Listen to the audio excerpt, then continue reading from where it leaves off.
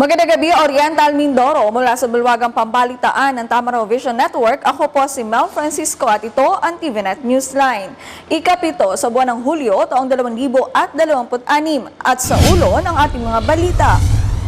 Calapan City Vice Mayor Bim Ignacio, formal nang nagdeklara ng kandidatura sa pagkagobernador ng Oriental Mindoro sa 2028. Calapan City Police Station, patuloy na pinaiigting ang school safety measures sa mga paaralan. At Oriental Mindoro, may pinakamalaking alokasyon ng scholarship slot sa buong rehiyong Mimaropa. Ibigay ang maximum satisfaction ng pamilya at sa negosyo dahil tuloy-tuloy pa rin ang high-quality service mula sa una at pinagkakatiwalaan sa fast internet connection plus cable TV sa buong Mindoro, ang Tamaraw Vision Network.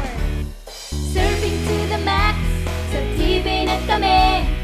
Una sa Mindoro, TVNet pa rin. For inquiries, magpunta na sa pinakamalapit na TVNet office sa inyong lugar.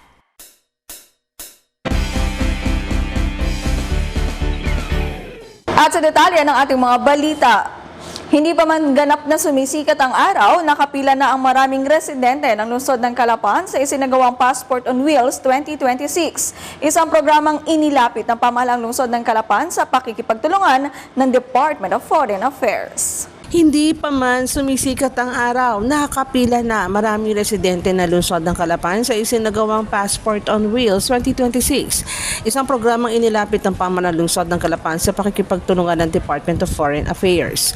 Pinangunahan ni City Mayor Doyle Leacho ng programa sa pakikipag-ugnayan sa City Public Employment Service Office o City PESO sa DFA bilang bahagi ng layunin ng lokal na pamahalaan na gawing mas madali at mas abot kamay ang pangunahing serbisyo ng pamahalaan para sa mga mamamayan. Unang araw sa buwan ng Hulyo, isinagawa ang document evaluation, encoding at payment ng mga aplikante bilang bahagi ng regular na proseso na pagkuha ng pasaporte. Matyagang pumila mga residente upang matiyak ang kanilang slot. 2 AM pa lang po, nandito na po kami and okay naman po yung naging process, naging maayos naman po at pagdating naman po namin dito may mga nakalaan po mga bangko para po sa mga pipila po para sa passport. Napakahirap naman po kung luluwas pa din po kami at dagdagastos pa din po yun. Thank you po Mayor Doyle Chod, TFA and PESO po para sa Passport on Wheels na isinagawa ninyo. Nagpapasalamat po ako kay Mayor Doy sa pagpapatupad ng passport at sa PESO at sa DFA. Bagamat 3 AM pa lang po kami bumila, ay sulit naman po yung aming pila at naikatuparan yung aming pagkuha ng passport ng buong pamilya. Ang Passport on Wheels ay isang programa ng Department of Foreign Affairs na naglalayong ilapit ang passport enrollment services sa mga lokal na pamahalaan at komunidad upang mabawasan ang pangangailangang bumiyahe ng mga aplikante patungo sa mga DFA Consular Office. Sa ilalim ng programang ito, ang biometrics capture, pagsusuri ng mga dokumento at iba pang passport enrollment procedures ay dinadala mismo sa mga piling lokalidad sa pamamagitan ng coordination ng DFA at ng host local government unit. Samantala, dahil limitadong slots, batay na rin sa itinakdang bilang ng DFA at agad ring napuno, humingi ng pangunawa ang pamahalaan ng lungsod sa mga nagsadya at hindi nakaabot. Para naman sa mga nakakuha ng slots, umantabayan nila sa mga susunod na abiso at hakbangin mula sa City PESO. Samantala, mahigit 7,500 scholarship slots ang inilaan ng Technical Education and Skills Development Authority o TESDA para sa lalawigan ng Oriental Mindoro ngayong 2026, ang pinakamataas na alokasyon sa buong rehiyon ng Mimaropa. Mahigit sa 7,500 scholarship slots ang inilaan ng Technical Education and Skills Development Authority o TESDA para sa lalawigan ng Oriental Mindoro ngayong 2026, ang pinakamataas na alokasyon sa buong rehiyong Mimaropa. Ito ang inanunsyo ni TESDA Oriental Mindoro Acting Provincial Director Vanessa Jane Aciveda at TESDA Mimaropa Regional Operations Division Chief Manuel Lacson sa ginanap na kapihan sa PIA Mimaropa nakaraang 30 ng Hunyo sa harap ng mga lokal na ng mamamahayan. Ayon sa TESDA, mula sa kabuuang 15,000 scholarship slots na inilaan sa buong rehiyon ng Mimaropa ngayong taon, mahigit kalahati o higit sa 7,500 ang nakatalaga sa Oriental Mindoro bilang bahagi ng mas pinalawak na programa ng ahensya sa pagpapaunlad ng kasanayan, kakayahan at kabuhayan ng mga mamamayan. Sa tala ng TESDA, umabot sa halos 4,000 ang bilang ng mga scholars sa lalawigan nitong buwan ng Hunyo, nakatumbas ng 52% ng kabuang target na bilang ng mga benepisyaryo. Ayon sa mga opisyal ng TESDA, malaking oportunidad ito upang mapalawak ang kanilang kaalaman at kasanayan sa iba't ibang programang teknikal at vokasyonal na maaaring magamit sa paghahanap ng trabaho, pagpapalago ng kabuhayan at paglikha ng mas maraming oportunidad sa hanap buhay. Samantala, inanunsyo rin ng TESDA ang patuloy na pagpapalawak ng kanilang serbisyo sa pamamagitan ng paglulunsad ng mga online programs at courses upang mas maging madali at mas accessible sa publiko ang kanilang mga pagsasanay. Sa ilalim ng online learning platform ng TESDA, maaaring makapag-aral ang mga interesado na libre gamit ang self-paced learning system, kung saan maaaring pumili ng sariling oras at bilis ng pag-aaral ang bawat kalahok. Pagkatapos makumpleto ang isang kurso, makakatanggap din ng mga kalahok ng sertipikasyon bilang patunay na kanilang natamong kasanayan. Sa pamamagitan ng pagpapalawak ng scholarship program at digital learning platform, layunin ng TESDA na mas maraming Mindoreño ang magkaroon ng dekalidad na kasanayan at mas malaking pagkakataong makamit ang matatag na kabuhayan at trabaho sa hinaharap. Antabayanan ang iba pang mga balita sa amin pong pagbabalik. Bakit ka kasi kumabit? Alam mong di tama yan, di ba? Huwag ka nang gumamit ng pag-aari ng iba. Nakakaperwisyo ka sa mga legal na cable. Lumalabo ang signal nila. Mahiya ka naman, hoy. Illegal na cable mo, putulin na. Ano, gusto mo bang umabot pa sa kulungan? Umiwas ka na sa gulo tsaka skandalo. Huwag maging kabit. Magpakabit ng tama ngayon. Supported by PCTV. Good news po para sa lahat ng subscribers ng Cable TV at Cable Internet. Naisabatas na po ang Anti-Cable Television and Cable Internet Tapping Act of 2013. At ayon dito, bawal makitabit ng Cable TV at Cable Internet. Ang parusa sa sino mang lumabag sa batas na ito ay pagkakakulong at pagbabayad ng malaking multa. Bayad ka na nga, kulong ka pa. Kim Atienza po, nagsasabing pagdating sa batas, hindi weather-weather lang. Huwag maging kabit. Supported by the PCTA.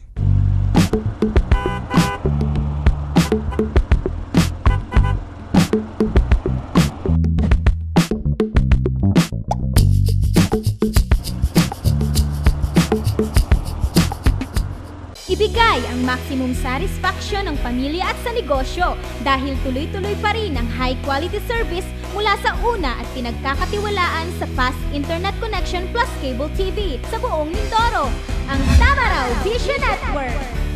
Serving to the max, sa TVNet kami. Una sa Mindoro, TVNet pa rin. For inquiries, magpunta na sa pinakamalapit na TVNet office sa inyong lugar.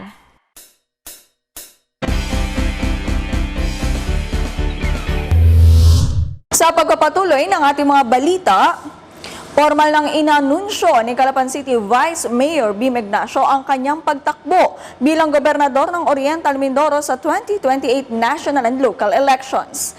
Sa kanyang deklarasyon, sinabi ni Ignacio na matagal na niyang layunin ang makapaghatid ng higit pang kaunlaran sa lalawigan. Ako po'y nandito, nag-impita sa inyo para sabihin ko lang, diretso sa akin bibig na ako po'y tatakbo bilang gobernador ng Oriental Mindoro. Sa mga darating na mga buwan ay makikita nyo yung mga programa na talagang detalyado. And eventually, sa banda pa rin na yan, yun talagang visual na talagang gusto nating plano sa ating probinsya. Formal nang inanunsyo ni Calapan City Vice Mayor Bim Ignacio ang kanyang pagtakbo bilang gobernador ng Oriental Mindoro sa 2028 national and local elections. Sa kanyang deklarasyon, sinabi ni Ignacio na matagal na niyang layunin na makapaghatid ng higit pang kaunlaran sa lalawigan. Ayon sa kanya, nais niya makita ang Oriental Mindoro na maging isang maunlad at first-class province sa pamamagitan ng mahusay na pamamahala at mga programang nakatuon sa pangmatagal ng pag-unlad. Binigyan diin ni Ignacio na kabilang sa kanyang mga prioridad ang pagpapalakas sa serbisyong pangkalusugan, pagpapabuti ng kalidad ng edukasyon, pagtugon sa mga suliranin sa supply ng kuryente, pagpapalawak ng social services at pagpapatupad ng iba pang mga programang pangkaunlaran na magpapabuti sa pamumuhay ng mga Mindoreño. Gusto ko po, ang goal ko po talaga, siguro kung titignan nyo, sa kartada ko, ang goal ko po ay maging isang executive. Dahil alam ko po makakadala ko ng development dito sa lungsod. Alam ko po makakadala ko ng not only sa infrastructure, which nakita nyo na napatunayan ko na, kundi lalo ngayon sa serbisyong pangtao. Sa ating health, sa ating edukasyon, sa ating agrikultura, yun ang gusto kong puntahan. Gusto kong ma-develop, makita ang ating probinsya na napakagandang probinsya. World class, first class na probinsya. Yung po pinaglalaban ko, sa hirap na dinadaanan natin, mapakuryente. Pagdating po natin sa hospital natin ay hindi pa rin, parang kulang at kulang. No? Sa ating edukasyon, kulang. Kaya dahil kulang edukasyon, pagdating sa hanapan ng trabaho, kulang din. Pinaglalaban po natin dito sa dating kampanya ng programa. Sino po ay dapat ang basihan ng ating mga kababayan, sino ang may pinakamaganda at pinakamagaling na programa at plano para sa ating probinsya. Umaasa din ang vice alkalde na magiging mapayapa, maayos at nakabatay sa mga plataforma ang kampanya sa 2028. Aniyahagan niyang maiwasan ang mga paninira, personal na pag-atake at anumang kaguluhan na maaaring makaapekto sa maayos sa takbo ng halalan. Sa ibang balita, mga sari-saring gulay na ani mula sa Gulayan sa Bayan ng Department of Agriculture High Value Crops Development Program Mimaropa ang bumida sa feeding program para sa mga kindergarten sa San Antonio Elementary School sa Victoria Oriental, Mindoro. Ang detalye sa balitang ito. Bumida ang mga sari-saring gulay na inani mula sa Gulayan sa Bayan, isang programa sa ilalim ng High Value Crops Development Program ng Department of Agriculture. Sa isinagawang feeding program para sa 30 estudyante ng kindergarten sa San Antonio Elementary School sa bayan ng Victoria Oriental, Mindoro, ika-1 ng Hulyo. Ang ipinakaing gulay ay bagong pitas mula sa taniman na pinamamahalaan ng San Antonio Farmers and Nurserymen Association sa pamumuno ng kanilang presidente na si Frederick Patulot. Mula sa pag-aani ng mga sariwang pananim hanggang sa paghahanda ng masustansyang pagkain, tulong-tulong ang mga miyembro ng SAFNA upang matiyak na dekalidad ang pagkaing ibibigay sa mga bata. Ayon kay President Patulot, bukod sa feeding program ay may iba pa silang tinutulungan gamit ang kanilang mga produkto. Yung mga ani po namin gulay, dadala po namin, nagbibigay po kami sa 4-piece, nagbibigay po kami sa paaralan, nagkakandak din po kami ng mga feeding program para sa ating paaralan. Ipinangako rin ng samahan na sila ay magtutulong-tulong upang mas mapaunlad pa ang proyekto para mas maraming benepisyaryo ang makinabang dito. Ang hakbang na ito ay bahagi ng pagdiriwang ng Nutrition Month sa pakikipagtulungan ng Department of Agriculture Mimaropa High Value Crops Development Program. Kaugnay nito, nagkaloob din si Agricultural Technician 2 Ralph Chester Burgos mula sa HVCDP ng mga bagong butong pananim at organic fertilizer upang patuloy na mapayaman ang produksyon ng gulay sa komunidad. Mel Francisco nag-uulat para sa Department of Agriculture, Mimaropa. Magbabalik po ang TVNet Newsline makalipas lamang ang ilang paalala.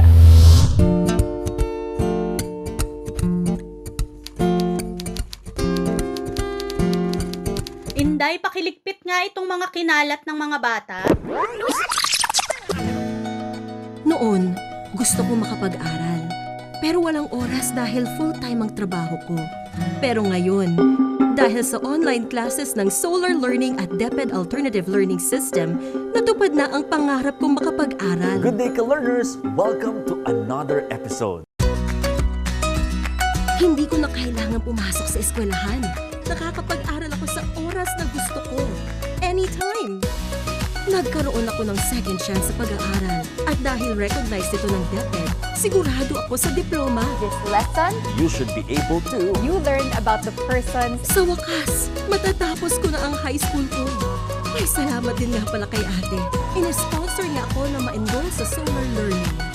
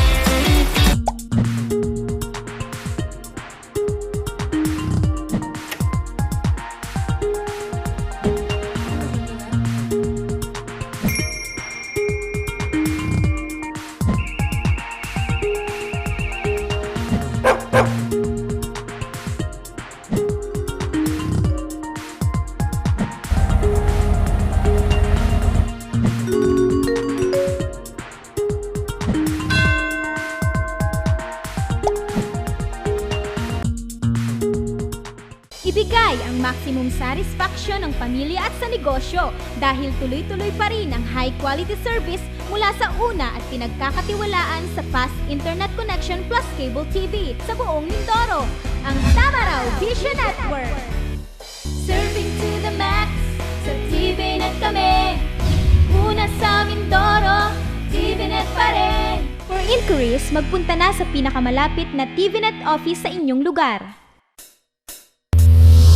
Kaugnay ng mga naiuulat na insidente sa ilang paaralan sa iba't ibang panig ng bansa, patuloy na pinalalakas ng Calapan City Police Station sa pangunguna ni Police Lieutenant Colonel Michael C. Caragayan, Chief of Police, ang pagpapatupad ng mga programa at hakbang na naglalayong mapanatili ang kaligtasan at seguridad ng mga mag-aaral, guro at school personnel sa lungsod. Kaugnay ng mga naiulat na insidente sa ilang paaralan sa iba't ibang panig ng bansa, patuloy na pinalalakas ng Calapan City Police Station sa pangunguna ni Police Lieutenant Colonel Michael Caragayan, Chief of Police, ang pagpapatupad ng mga programa at hakbang na naglalayong mapanatili ang kaligtasan at seguridad ng mga mag-aaral, guro at school personnel sa buong lungsod. Bilang bahagi ng patuloy na pagpapatupad ng Oplan Balik Eskwela 2026, nagsasagawa ang Calapan CPS ng tuloy-tuloy na koordinasyon sa Department of Education, mga school administrators, barangay officials at iba pang kinauukulan upang matiyak ang maagap na pagtugon sa anumang usapin na may kaugnayan sa school safety. Kabilang sa mga inaasahang aktibidad ang school safety lectures na tumatalakay sa personal safety, crime prevention, anti-bullying, online safety, anti-illegal drugs awareness at iba pang mahalagang paksa upang mapalawak ang kamalayan ng mga mag-aaral at guro sa pagpapanatili na isang ligtas na kapaligiran sa paaralan. Patuloy din pinaigting ng Calapan City Police Station ang police visibility sa mga paaralan, pagsasagawa ng foot at mobile patrols at pagbibigay ng traffic assistance sa oras ng pagpasok at pag-uwi ng mga mag-aaral. Layunin ng mga hakbang na ito na mapanatili ang kaayusan, maiwasan ng anumang insidente at matiyak ang kaligtasan ng mga mag-aaral, guro, mga magulang at iba pang miyembro ng komunidad. Inihikayat ng Calapan CPS ang publiko, lalo na mga magulang, guro at school administrators na patuloy na makipagtulungan sa kapulisan sa pamamagitan ng agarang pag-uulat ng anumang kahina-hinalang aktibidad at insidente upang mapanatili ang kapayapaan at kaayusan sa lahat ng paaralan sa Calapan City. Naninindigan ng Calapan City Police Station sa pagbibigay ng maagap, tapat at mahusay na serbisyo bilang katuwang ng komunidad sa pagpapanatili ng isang ligtas, mapayapa at maayos sa kapaligiran para sa bawat isang mag-aaral. Samantala, napuno ng pasasalamat at pagkilala at pag-uulat ng mga konkretong nagawa ang kauna-unahang ulat sa bayan o State of the Municipal Address o SOMA ni Mayor Karen Ponce Miranda, kung saan inilahad niya ang mga programa, proyekto at serbisyong naipatupad sa unang taon ng kanyang panunungkulan bilang punong bayan ng San Teodoro. Napuno na pasasalamat, pagkilala at pag-uulat ng mga konkretong nagawa ang kauna-unahang ulat sa bayan o State of the Municipal Address ni Mayor Karen Ponce Miranda, kung saan inilahad niya ang mga programa, proyekto at serbisyong na ipatupad sa unang taon na kanyang panunungkulan. Idinaos ang SOMA nakaraang 2 ng Hulyo sa MDRRMO building sa poblasyon San Teodoro Oriental, Mindoro, na didaluhan ng mga opisyal na lokal na pamahalaan, kawani ng munisipyo, mga kinatuwa ng iba't ibang sektor at mga residente ng bayan. Sa kanyang mensahe, taus-pusong nagpasalamat ng alkalde sa kanyang pamilya at mga magulang na nagsilbing inspirasyon sa kanyang paglilingkod. Kinilala rin niya ang suporta ng kanyang mga kaibigan, mga taga-suporta, mga opisyal ng barangay at higit sa lahat, ang mga kawani ng pamahalaang bayan na anya naging katuwang sa pagpapatupad ng mga programa para sa mamamayan. Binigyan diin ni Mayor Miranda na ang tunay na sukatan ng mahusay na pamamahala ay hindi lamang ang dami ng mga proyektong natapos, kundi ang positibong epekto ng mga ito sa bawat buhay ng mga San Teodoreño. Isa sa mga tampok ng pagtitipon ng audio-visual presentation o AVP na naglahad ng mga naging accomplishments sa lokal na pamahalaan sa unang taon ng administrasyon. Sa pamamagitan ng presentasyon, ipinakita ang iba't ibang programa at serbisyong isinulong sa ilalim ng serbisyong May K na nakatuon sa 6 na pangunahing haligi ng pamamahala. Kabilang dito ang kalusugan na naglalayong mapalawak ang serbisyong pangkalusugan para sa mamamayan. Kaalaman na nagbibigay halaga sa edukasyon at pagpapaunlad ng kakayahan. Kabuhayan na nakasentro sa pagpapalakas ng kabuhayan at ekonomiya ng mga residente. Kalikasan na nagsusulong ng pangangalaga sa kapaligiran at likas na yaman. Katutubo na nagbibigay pagkilala at suporta sa mga katutubong komunidad at kultura na naglalayong mapanatili at mapaunlad ang mayamang kasaysayan at tradisyon ng San Teodoro. Ipinakita rin sa ulat ang iba't ibang programa na nakatuon sa pagpapalakas ng serbisyo publiko, pagpapaunlad ng infrastruktura, pagpapahusay ng paghatid ng mga pangunahing serbisyo at mga inisyatibang naglalayong itaas ang kalidad ng pamumuhay ng mga residente. Sa pagtatapos sa kanyang ulat sa bayan, unang 1 taon, ipinahayag ni Mayor Karen Ponce Miranda na ang unang taon ng kanyang administrasyon ay nagsisilbing unang kabanata pa lamang ng mas malawak na layunin ng kanyang pamahalaan. Aniya ang patuloy na paghahatid ng serbisyong May K at ang pagtatayo ng isang mas maunlad, mas inklusibo at mas matatag na San Teodoro para sa lahat. Samantala, happy birthday to our very own Newsline Supervisor, Ms. Jake Viray. At maaari nyo rin po kami mapanood sa YouTube, i-type lang mga TVNet Newsline. Bisitahin at i-like rin ang aming Facebook page, Newsline Channel 10. At yan po ang kabuuan ng mga balita na kalap ng Newsline Staff and Crew para sa araw na ito. Para po sa inyong comments or suggestions, mga balita at impormasyon na nais yung iparating sa aming programa, tumawag po lamang sa TVNet hotline sa numero bilang 288-4240. Ito po ang TVNet Newsline, katotohanan at serbisyo hatid sa mga Mindoreño. Ako po si Mel Francisco. Maraming salamat sa inyong pagsubaybay.